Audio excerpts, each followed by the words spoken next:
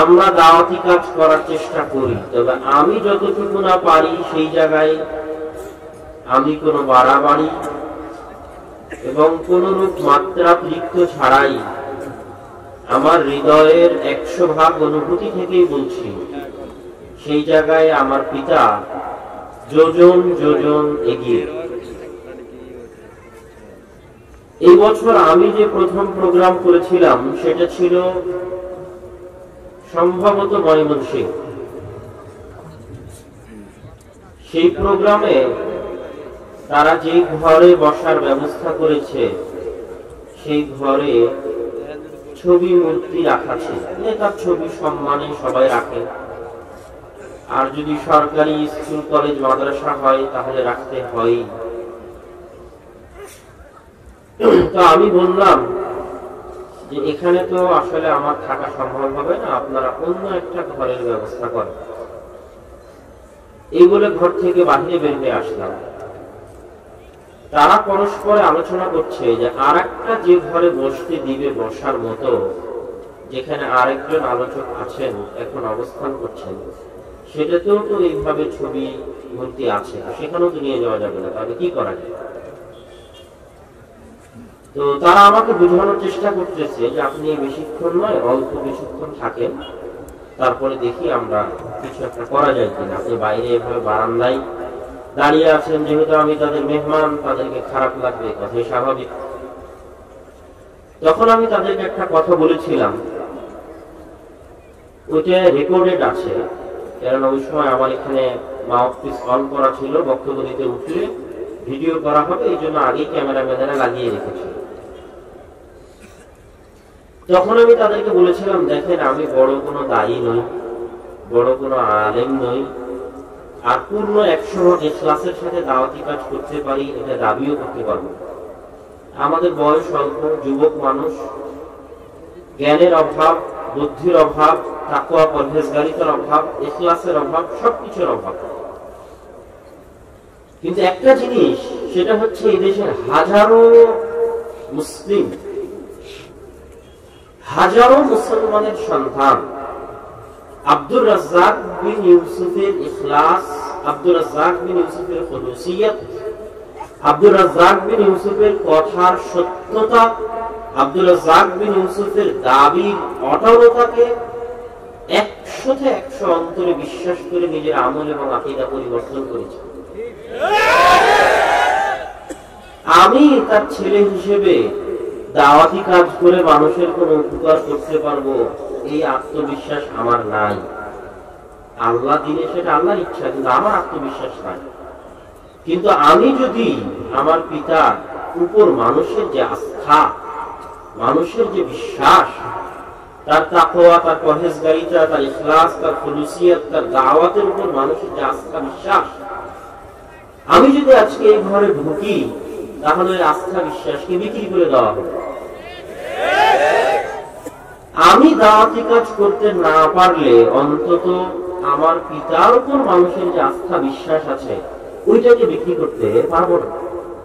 আমাকে দাওয়াতি কাজ করতে হবে, কে বলেছে? দাওয়াতি কাজ করার আমার দরকার নাই, আমি ঘরে বসে থাকবো। তবুও তো আব্দুর রাজ্জাক বিন ইউসুফের বক্তব্য মানুষ শুনবে, আমল করবে, দেখবে, অন্তত ওইটার উপর তো খারাপ কোনো প্রতিক্রিয়া আসবে না যে এই বক্তা এই কথা বলছে, তার ছেলে যে কাজ করেছে, অন্তত এই খারাপ প্রতিক্রিয়া তো আসবে না। এই বলে আমি আমার অটল সিদ্ধান্তের কথা জানিয়ে দিলাম। এইরকম একটা হুবহু ঘটনা এই বছর আরেক জায়গায় ঘটেছে, সেটা এত বিস্তারিত বলতে চাচ্ছি না।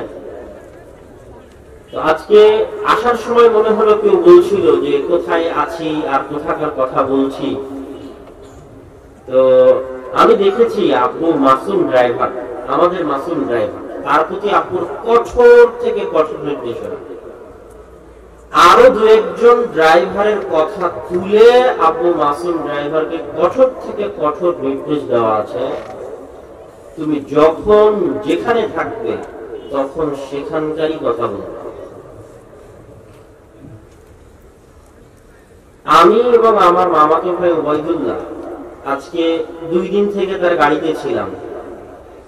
তো 2 বারই এরকম ঘটনা ঘটেছে যে আব্বু তাকে কল দিয়ে জিজ্ঞেস করতেছে, মাসুদ তুমি কোথায়? আর আমরা ভয়ে আছি যে দেরি হচ্ছে পৌঁছতে, একটু আগ বাড়িয়ে বলি না। যখন আমচত্বরে আছি তখন এটা আগ বাড়িয়ে বলি না যে ভুগুরইলে আছি। আমচত্বর থেকে ভুগুরই 1 থেকে 2 কিলোমিটারের বেশি নয়। সমস্যা কি বলতে? এটা আমাদের মনে যাচ্ছে কেন? আব্বু অপেক্ষা করছে গাড়ির জন্য, আর আমার ভয় হচ্ছে দেরি হলে যদি আব্বু বকে। তো যখন আমার মামা তোকে বলেই দিল যে আপনি বলেন যে ভুগুরইলের কাছাকাছি, ভুগুরই পার হচ্ছে, কিন্তু যখন মাসুম কল রিসিভ করলো তখন মাসুম বন্ধু করছে যে আমি আমচত্বরে আছি। ও তখন এক্সাক্ট আমচত্বরই আছে। তো এই সত্যতার বিষয়ে আমি আমার জীবনে যাদের কাছ থেকে শিখি, যে শিখবো ওই মানুষটাকে দেখে, তো তাদের শিখার মধ্যে আমি পাইনি যে আমার পিতার কাছ থেকে যতটুকু শিখতে পারবো অতটুকুই যদি মানতে পারি, আমল করতে পারি, তো এটাই অনেক। তো এই সত্যতার বিষয়ে উনি হচ্ছেন অঢল। আজকে আসার পথে আমার কথা কানে আসলো, এই জন্য বলতে গিয়ে বলা, যদিও আমি আরো শক্ত আরো কঠোর ভাবে বলতে পারি, কিন্তু যেটা বাস্তব সত্য ঘটনা সেটাই তুলে ধরে বললাম। অন্তত আব্দুল রাজ্জাক বিন ইউসুফের প্রয়োজন নাই যে আপনাদেরকে আশ্বাস দিয়ে বসিয়ে রেখে, তার ড্রাইভার আশ্বাস দিয়ে বসিয়ে রেখে দেরি করাবে, এটার প্রয়োজন নাই। আমরা যখন যেখানে আছি তখন সেখানকার কথাই বলেছি, এবং আল্লাহ সুবহানাহু ওয়া তাআলা যেন আব্দুল রাজ্জাক বিন ইউসুফের দাওয়াতকে যে কবুল করেছে, এই কবুলিয়তের অন্য কোনো কারণ না। উনি ভিতরে যতটুকু বাহিরে ততটুকু, বাহিরে যতটুকু ভিতরে ততটুকু। কাউকে পরোয়া করে কথা বলতে হবে এবং কাউকে মেপে কথা বলতে হবে, এটা আমি আমার জীবনে কোনোদিন ওনার বৈশিষ্ট্য এবং গতিতে দেখিনি। এই জন্য কাউকে মেপে, কাউকে ভয় পেয়ে, কাউকে পরোয়া করে কথা বলার উনি প্রয়োজন মনে করেন। আজকে একটা ঘটনা আপনাদেরকে শোনান, জানি না এই ঘটনা শোনানোর পাল্টা প্রতিফল কি হবে। বাংলাদেশের একটা বিশাল সরকারি অফিস, নাম বললে সমালোচনা বেশি হবে, এই জন্য নাম বলছি না, এবং বাংলাদেশের সর্বোচ্চ পর্যায়ের দায়িত্বশীলদের একজন, সরকারি দায়িত্বশীলদের একজন, সর্বোচ্চ পর্যায়ে যারা দায়িত্ব পালন করে তাদের একজন। উনিও কোনো একটা বিভাগের প্রধান, কোনো একটা ইয়ের প্রধান, সর্বোচ্চ পর্যায়ে যারা প্রধান থাকে তাদের। তো আপনারা জানেন যে করোনার মধ্যে আব্বুর অনেক বক্তব্য, যেটা উনি সারা পৃথিবীর বহু আলেম ওলামা স্রোতের গতিতে, যখন আমি নিজেও ভুলভাল বক্তব্য দিয়েছি মানুষের কথায় প্রভাবিত হয়ে, মিডিয়ার কথায় প্রভাবিত হয়ে, তখন কোনোদিন তাকে পরিবর্তন করতে পারিনি। আমি তো পারিনি, আমার ভগ্নিপতি বাকি বিল্লাহ হাজারো চেষ্টা করেছে আব্বুকে পরিবর্তন করার, যে আব্বু এটা এইরকম, আসলেই এই কাহিনী, আসলেই এটা গুরুত্ব দিয়ে বলা উচিত, আপনি এভাবে বলিয়েন না, মানুষ দুর্নাম করবে। তখন দুনিয়া থেকে বিশ্বাসই করতে চায়। সবার একটাই দাবি, হ্যাঁ 3 ফুট দূরে দাঁড়াতে হবে, সালাতে মাস্ক করতে হবে, সবার একটাই দাবি। সেখানে স্রোতের বিপরীতে ঘরের মধ্যে জিহাদ করে আমি আর আমার ভগ্নিপতি লকডাউনে আটকে গেছিল, আব্বুকে তার এই ফতোয়া থেকে সরাতে পারেনি। বাহিরে তো মানুষ দুর্নাম করছে, ফেসবুকে দুর্নাম দিয়ে ভরিয়ে দিয়েছে, কিন্তু উনি ভিতরে তার পরিবারের পক্ষ থেকে বাধার সম্মুখীন যে আপনি এই কথা বলিয়েন না, উনি এই কথাকে পরোয়া করেন। তখন যা বলেছে এখনো তাই বলছে। দুনিয়ার মানুষ তার ফতোয়া পরিবর্তন করেছে, উনি পরিবর্তন করেননি। তো উনি যেই দিন ওই বড় দায়িত্বশীলের সাথে দেখা করতে যাবেন, 4, 5টা 6, 7টা চেকিং এর স্তর পার হচ্ছে, তো হ্যাঁ আমি বলবো দেশের আইন মেনে অবশ্যই মুখে মাস্ক করা উচিত। তো আব্বুর দাবি হচ্ছে যে আমি যখন রুম থেকে বের হয়েছি তখন আমি অজু করে বের হয়েছি, এখান থেকে যখন ফিরে যাব তখন গিয়ে অজু করব, এটাই আমার হেফাজতের জন্য যথেষ্ট, আমাকে আলাদা করে মাস্ক করতে হবে না। এটা তার ব্যক্তিগত চিন্তা। যখন যেখানে যে বাধা দিয়েছে তখন তাকে তিনি উত্তর দিয়েছে। বিমানবালা হোক, বিমানবন্দর হোক, ব্যাংক হোক, যেখানে হোক, সেখানে বাধা দিলে উনি উত্তর দিলেন, আমি অজু করে এসেছি, এখান থেকে কি আবার অজু করবো। এবং করোনার মধ্যে ওনার একটাই কথা ছিল যে উজু করতে হবে। মানুষ বলে যে হাত ধো, উনি বলেছেন উজুর কথা। এই জন্য আল-ইতিসাম টিভিতে দেখবেন যে করোনা থেকে বাঁচার একমাত্র উপায় লেখা আছে উজু, কিন্তু মানুষ কিন্তু বলেছে শুধু হাত ধোয়ার কথা। আব্দুল রাজ্জাক বিন ইউসুফ শুধু হাত ধোয়ার কথা বলেনি, উজুর কথা বলেছে, উজু করতে হবে। তো যে 5-6টা চেকিং ক্লাস হলো, তো সব চেকিং এ এটাই কঠোরতা যে মাস্ক পরতে হবে। তো উনি তো বিনা মাস্কই আছে। তো যেহেতু সাথে একজন উচ্চ পদস্থ কর্মকর্তা আছে, আর একজন যিনি নিয়ে যাচ্ছেন, ওনাকে সবাই স্যার স্যার বলতেছে। তো স্যার স্যার বলার কারণে তার সাথে যে আছে তাকে কিছু বলছে বলে একটা বিশাল রুমে প্রবেশ করলাম, 4-5টা চেকিং পোস্ট অতিক্রম করে যে বিশাল রুমে প্রবেশ করলাম, ওখানে যিনি নিয়ে যাচ্ছেন তার মতো পদমর্যাদা আরো 6-7 জন অপেক্ষায় আছে। উনি যিনি সর্বোচ্চ পর্যায়ে, তার সাথে দেখা করে।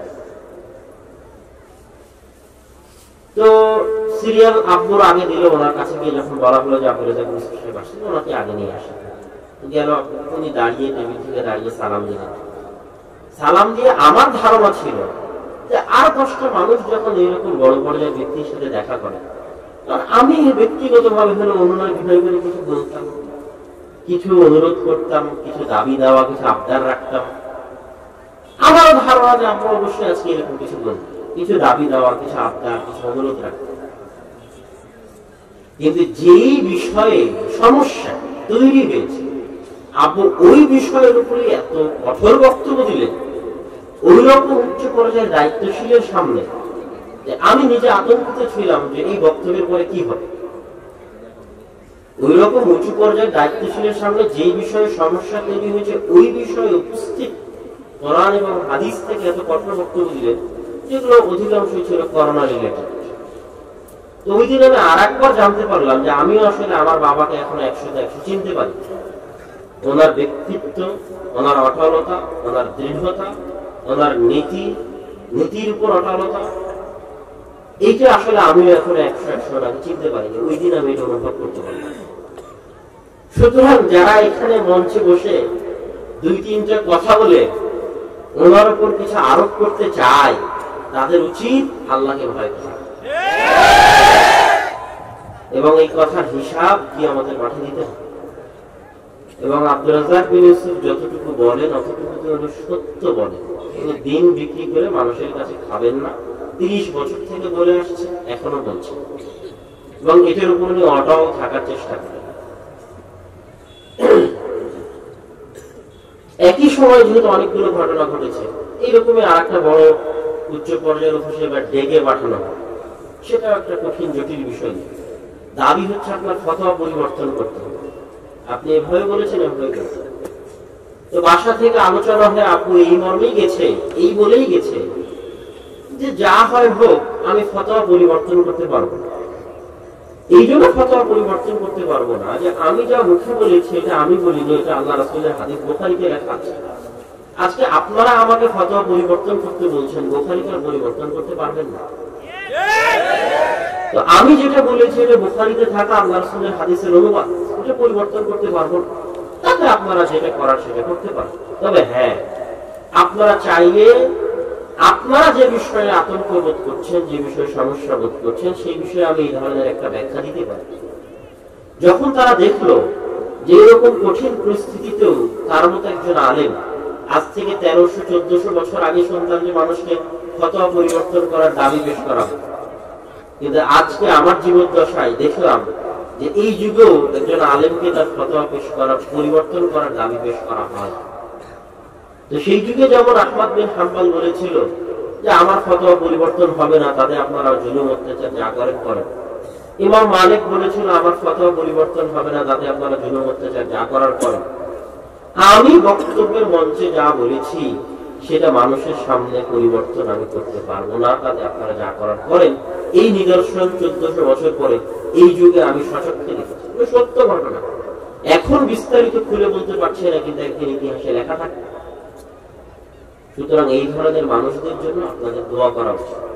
অযথা মন্দ ধারণা করে, কুধারণা করে, দুটো কথা বলে তার মানে হানি আপনি করতে পারবেন না, আপনি ছোট হয়ে যাবেন। কেন? সম্মান দেওয়ার মালিক তো আপনি নন। ইন্নাল ইজ্জাতা জামিআ, সমস্ত সম্মানের একচ্ছত্র মালিককে যাকে ইচ্ছা তাকে সম্মান দেয়। আল্লাহ যাকে সম্মান দিয়েছেন, আপনি যদি তার সম্মান নিয়ে টানাটানি করেন তা আপনি অপমানিত হবেন। বহু জায়গায় অপমানিত হয়েছে। সুতরাং অপমানিত হওয়ার প্রয়োজন নেই। ভালো ধারণা রাখবেন, একজন আরেকজনের জন্য দোয়া করবেন।